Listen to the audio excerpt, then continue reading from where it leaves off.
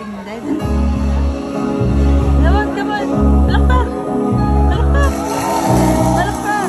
Grab your head. Palakpakan mo na dyan. Serena ba yun?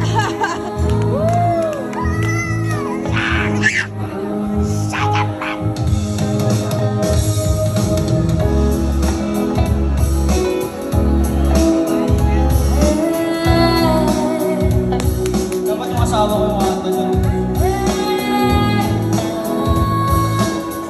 Palakpak, Jax!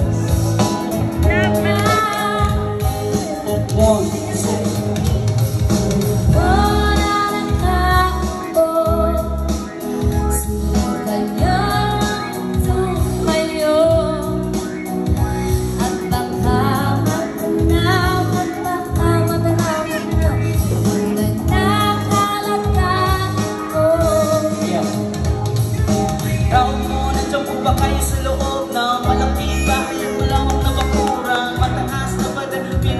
Palakpak mo si Daddy, palakpak mo.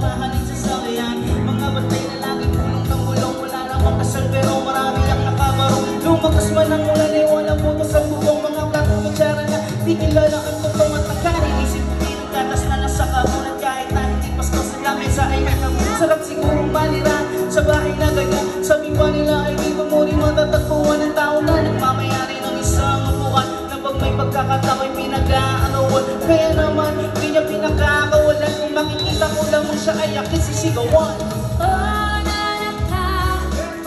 Kayo mo na nakaupo. Subukan nyo na bang tumayo?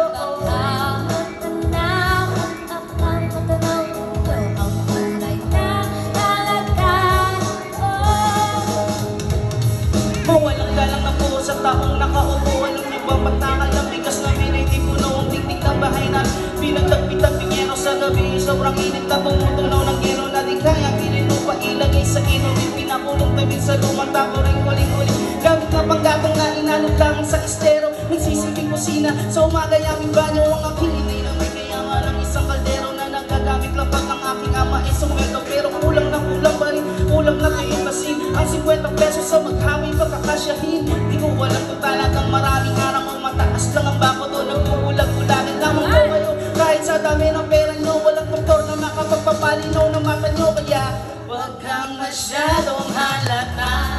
Bato-bato sa langit. Huwag magdali. Bato-bato sa langit. Ang matamaan. Wag masyadong halata.